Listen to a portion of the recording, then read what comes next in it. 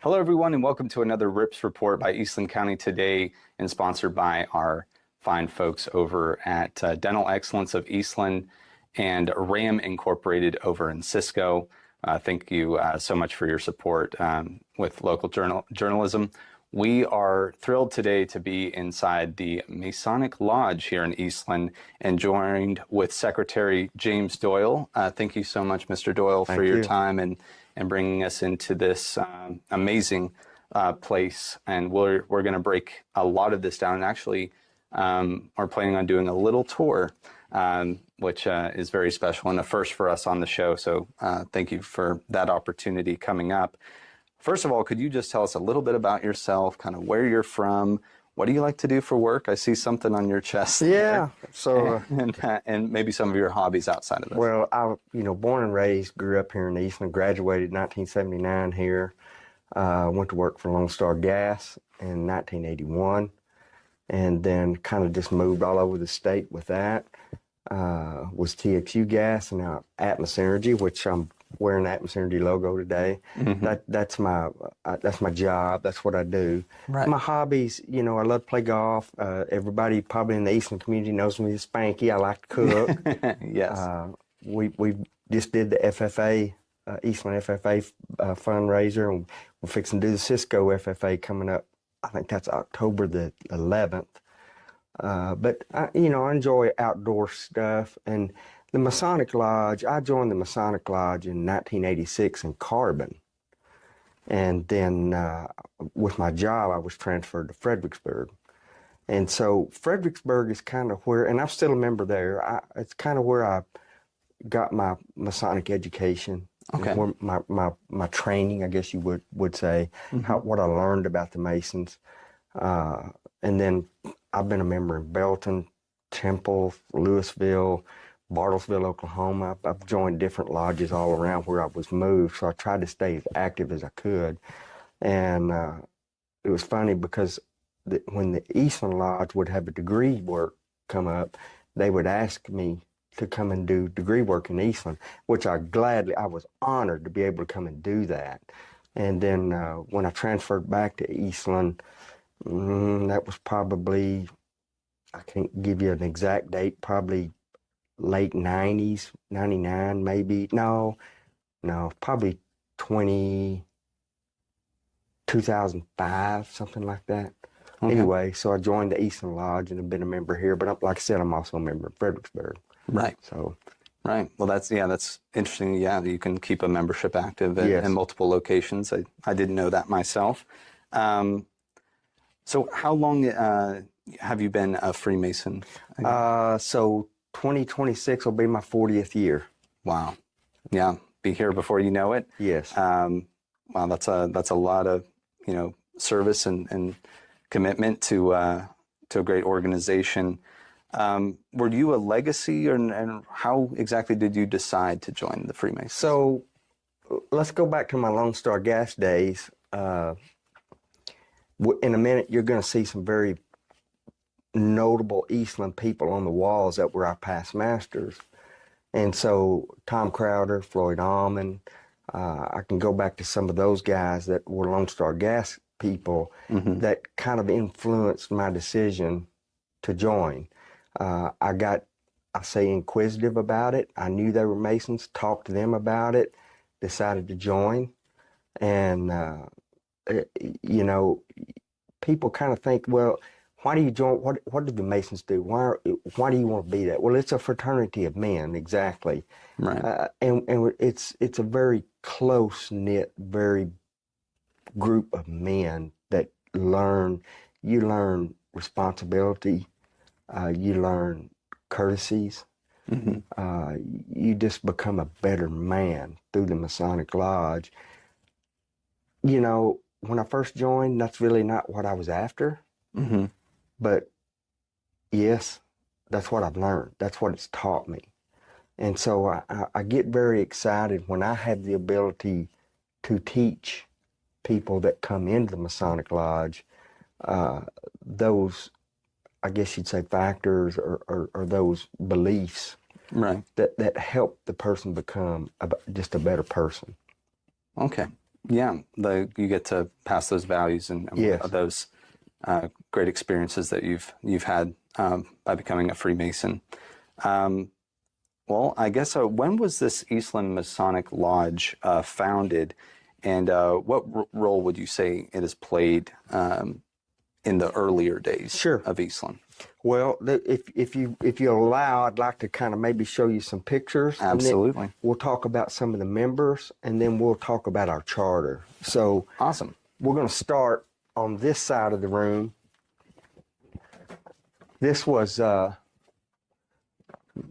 J.S. Bedford, 1876 to 1877. He was our first past master. So our charter was 1876, and I'll show you the original charter. You can see some of the names as we kind of go down the wall. Right. There's a Truman Connor. The Connor name is very prevalent in Eastland. Truly, Wingate, Richardson's, Scott's, let's see, Huffman. Yes. Yeah. Hoffman Sears. We were talking about this gentleman down here, Mr. O'Brien. That's one of your kinfolks you recognize. Yes, Mr. sir. Harbin. And then you kind of got to get some, like I said, I was born in 1961. I'll tell my age. Earl Connor Sr., he was a judge here in Eastland. He was a two-time past master, 1907, 1908, and then 1925, 1926. And anywhere you see a star on the picture, that person has been deceased. So anyway, kind of keep walking. Right. There's another Harbin, which we saw Harbin down here. So you have a lot of fathers, son, grandfathers that's just passed down to the son or grandson becomes interested in Masons, and probably because that person gave them history and talked to them about that. Right. Let's walk over to this side over here now. We'll get into some more notable earlier, I guess you'd say later, names and people that you might know. Mr. Murdoch, Ron Bailey, Rob King, there's myself, Tom Edwards, Philip Arthur, Joe Herring, Terry Edwards, there's Cecil Funderburg, Mike Walker, and then you see Tom Crowder, Floyd Almond, who I spoke about earlier, and Tom was a two-time past master. Emery Walton. Okay. Back down here on the other side, we're kind of going through the stations of where our officers sit. Keith Watkins, which our scholarship is named, the Keith Watkins Memorial Scholarship that we give every year to a graduating high school senior. Right. Jimmy Cate, that's my brother-in-law. Joseph Housen, everybody remembers Netta and the Housens, their daycare center. Pat Miller, you get down to Sergeant Matthews, there's Chip Rice. So you can see there are a lot of notable Eastland people that have been a member or been involved with the Masonic Lodge. I'll step over here and kind of point out the charter. Here is our original charter from the Grand Lodge of Texas. That charter is dated December the 15th, 1876. The Eastland Masonic Lodge is the oldest organization in Eastland. So we take a lot of pride. And I can tell you about the Masonic Lodge. It's everybody in this building, or everybody that's been through the Masonic Lodge, we're all equal people. So every picture you see on the wall has learned the same things that I've learned since 1876, and even before that. So Eastland Lodge is number 467. Fredericksburg, which I mentioned, I'm a member, that's 786. So their charter is a little bit older or a little newer than ours. Wow. That's interesting to think about. Yeah. So when you see a Masonic Lodge and you see a number, Cisco is 556. Okay. You'll see a number after that. That kind of tells you maybe a time frame of when they were chartered with the state of Texas. Okay. So, yeah, that's I didn't know that. You know, I just didn't know if it was just random, kind of random. Here's your number. Yeah. No. No, that makes sense to keep it going in order. And I just had a quick question looking at those. I know some people serve for maybe 1 year, 2 years, and then maybe they'll come back. Yes. Is that just, how it flows, year to year? You're elected as the the master of the lodge, which is kind of like the president of the lodge. Right. And we go through stations, okay? Excuse me. So the first station is the junior warden station. Okay. And then the second station behind the camera, she's going to it now, that's the senior warden. Okay. That's kind of like the vice president. Okay. And then the master of the lodge is up here. He sits up here. He's like the president. Right. So you start through the stations and you eventually move to that. Okay. And you're elected. Okay. So, you know, in a small lodge like Eastland, a lot of times the master of the lodge was a previous master. Like in Fredericksburg, I'm a 2-time past master in Fredericksburg, and I'm a past master here in Eastland, and I'm the secretary.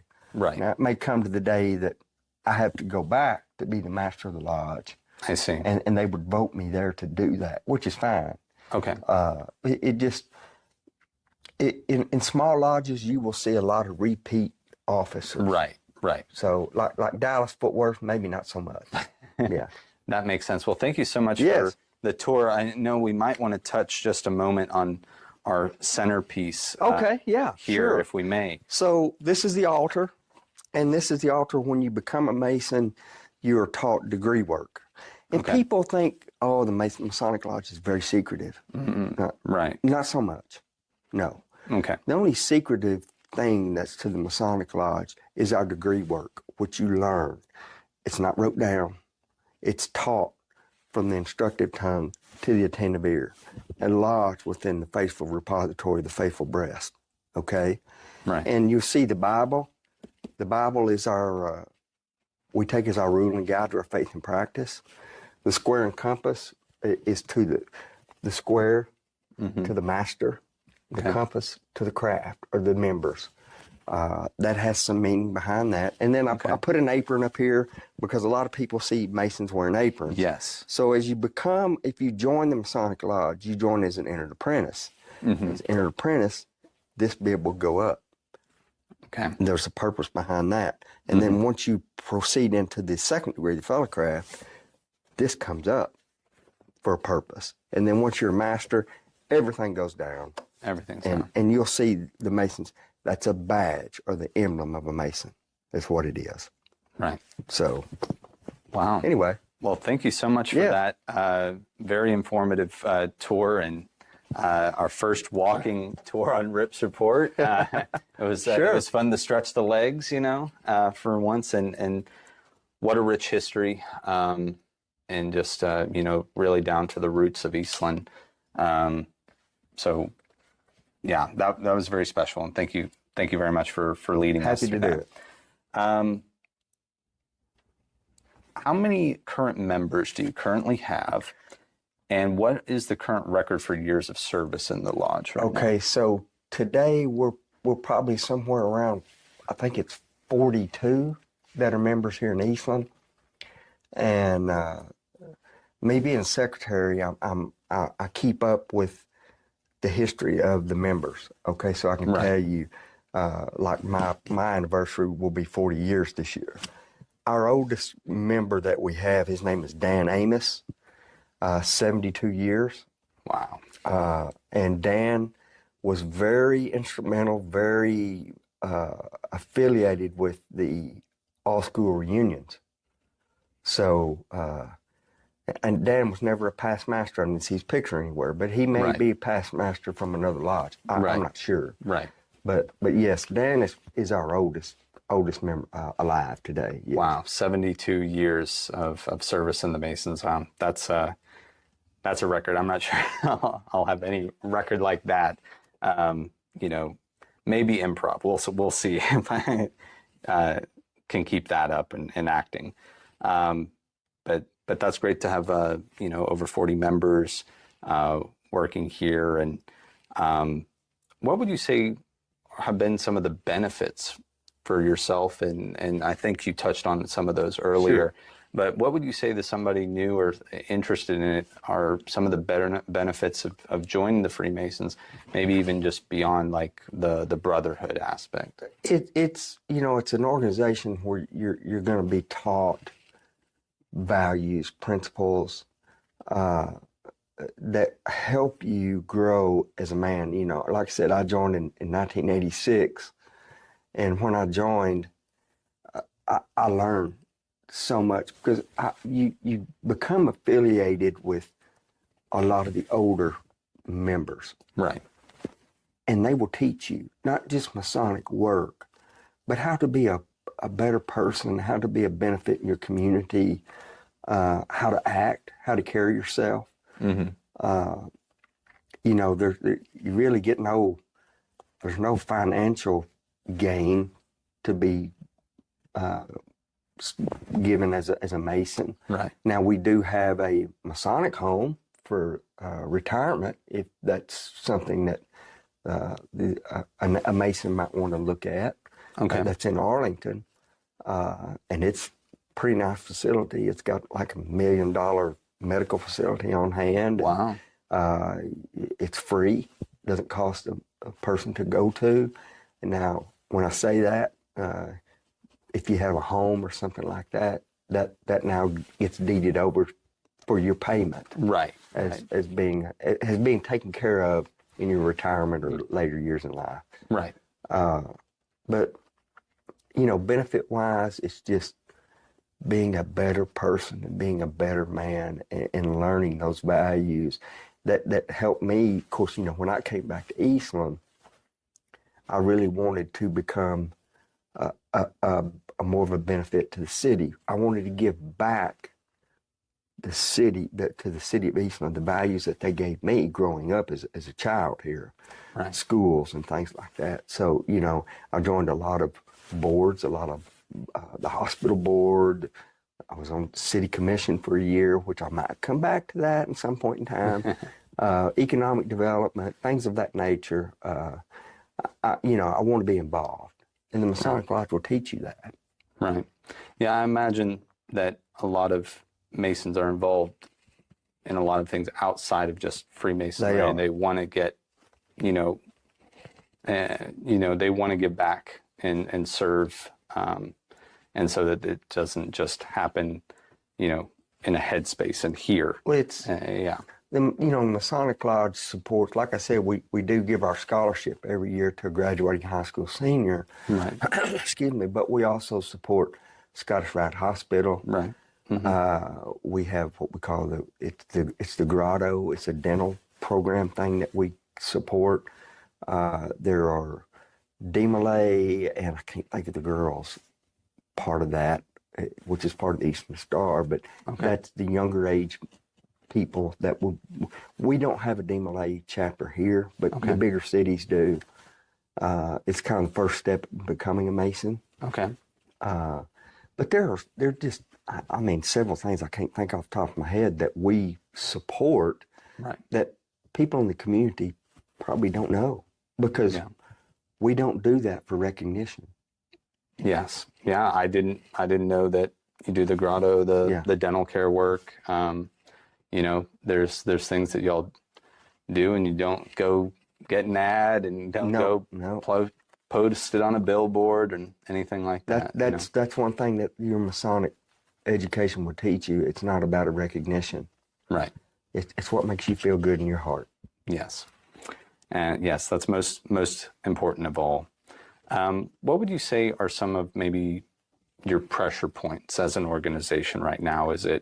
Could be funding, community support, involvement, resources. What might be sticking you a little bit right now? The history of the Masonic Lodge, and we can go back to Eastland to 1876. It's membership. And membership is what keeps the Masonic Lodge alive.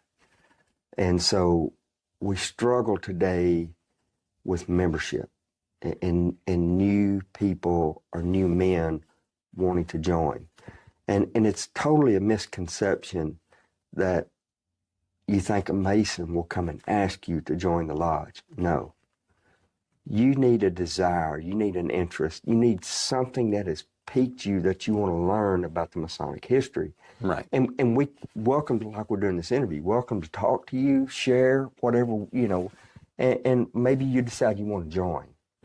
And eventually, and you can see by the pictures on the wall, fathers, grandfathers, great-grandfathers, people, it just kind of becomes a family thing.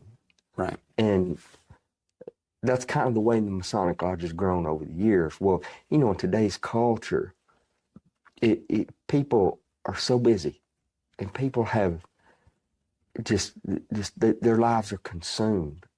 Especially, I'll talk about younger, I'll say from 21 to 35, 30. So, you know, you have children in school, you have sports, you have things, and we don't want to take away from that.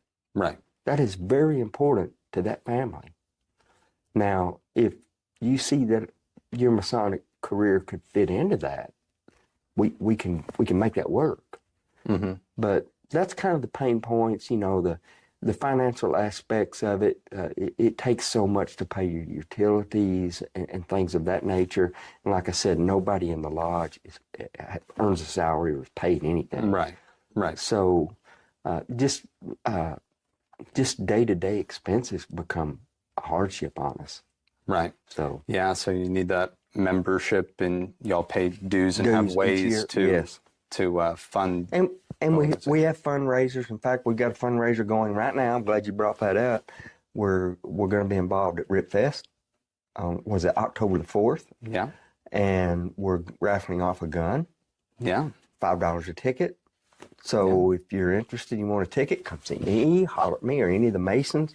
I know in town, Billy's Barbecue has tickets there. Yeah, he's a Mason. I know some of the businesses, probably Joe Williamson, who is our master this year, has got tickets at his gun store.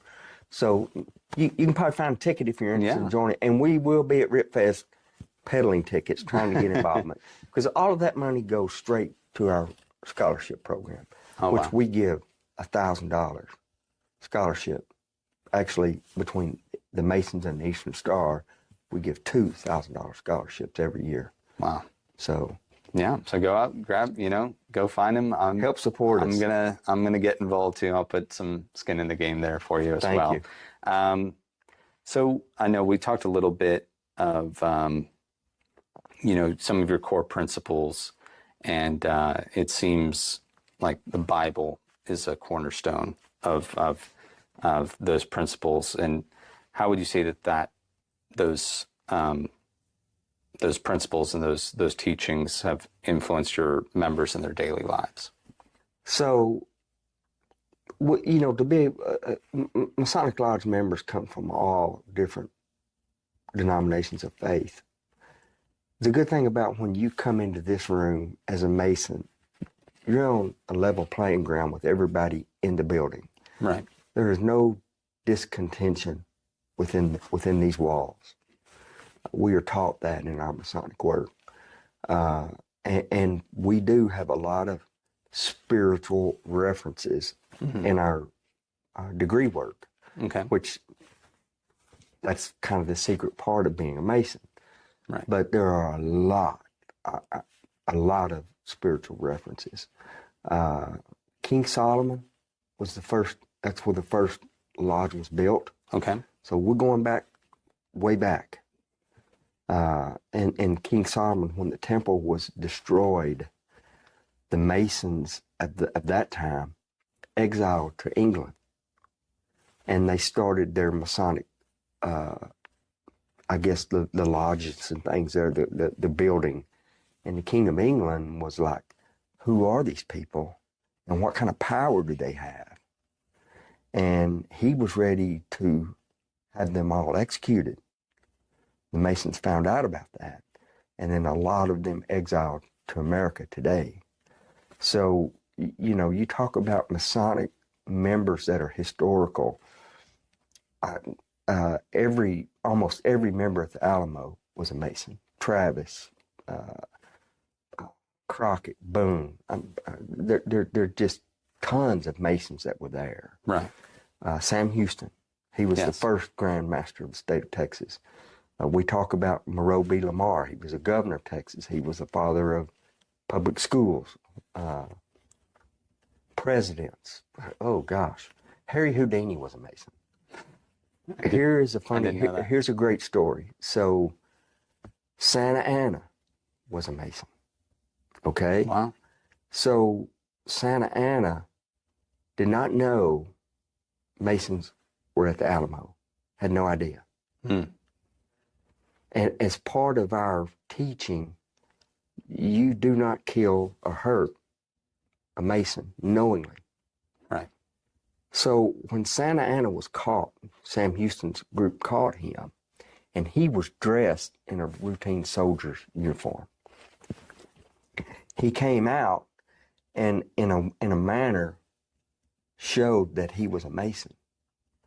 And Sam Houston said, "Stop. We cannot kill this man.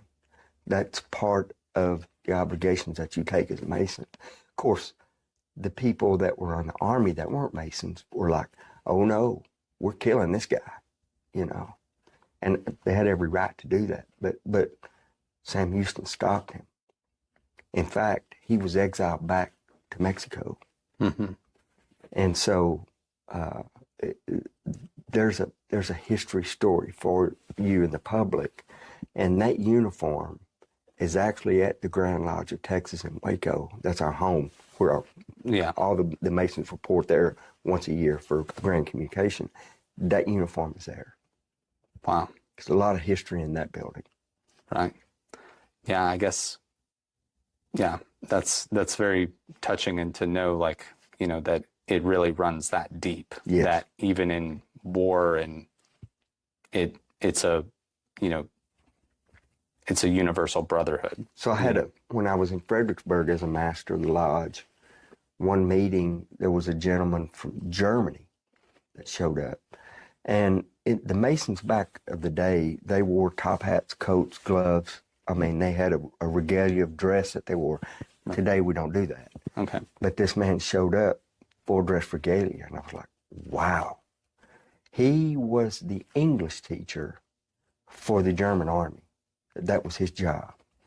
And he told us a story that night when the wall came down between East and West Germany. Mm-hmm. 2 Masons came out of East Germany. And once a year, those 2 guys would meet secretively and have a lodge. Because if the East German, or if the east side of Germany, whatever, if they found out that they were Masons, they would have been executed. So 2 Masons came out of East Germany. I found that hugely fascinating. Yes. Because I'm a history guy anyway, but to learn that. And just the guy just walked into a meeting. So. Wow. Yeah, there's so many stories, you know. Yes. So much history, you know, and that's maybe another benefit of potentially joining is to share those stories. You will learn those history lessons, yes. Right. I guess switching to the future now for Eastland's Masonic Lodge, what do you see happening here in the next, or maybe wish to see as well, like in the next 10 to 20 years? Are there any special projects or initiatives that you would like to talk about? Well, we really don't have any special projects or anything. I would love to see more members, for one. Right. You know, with membership and growth, this building will become too small. Right. And we will look, and the Eastern Star chapter meets in this facility as well, which I'm a member of the Eastern Star. And my sister, she's part of the Eastern Star. But anyway, it would be nice to have a new facility and be able to do more things with the community. As like once a year, we try to hold a Masonic dinner or a dinner for non-Masons that we will invite people. Right.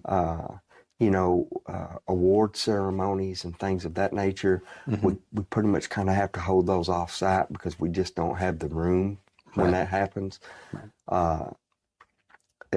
Service awards, recognitions and things. I just got in the mail the other day some 40 and 50-year pins of some of the brothers that I need to get those certificates and pins to them. Right. That would be a wish that I would like to see happen here. But it all begins with the membership. We really need new members. Okay. And you just spoke earlier about a big misconception that, you know, unfortunately I've had for a time is that you have to be, you talked a little bit about the misconception of, oh, well, you have to be invited by a Mason. That's not the case. You can seek, you can yourself, if you're interested, go and find a Mason and try and learn more, attend a dinner if they pop up, a lunch and learn or some type of thing like that.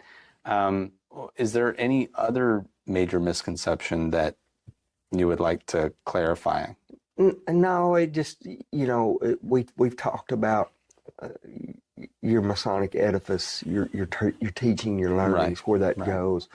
The new members, if they have an interest, or maybe they had a family member that was a Mason. Yes. Maybe they got their grandfather's ring or something of that nature, and they want to kind of learn about that. I was contacted earlier this year, I think it was this year. I don't remember his name. It was one of the Masons over on this side of the wall, the older Masons. His granddaughter had his ring and stuff that she wanted to give to the Masonic Lodge. And I was actually teaching a member here now, and I actually gave that ring to him for him to wear in honor of that lady's grandfather. Wow. And she was so excited about that. So, things of that nature, we really enjoy doing. But if if you want to be a member, come seek out us, come talk to us. We'll be willing to share what we can share and show you what we can share and try to pique your interest.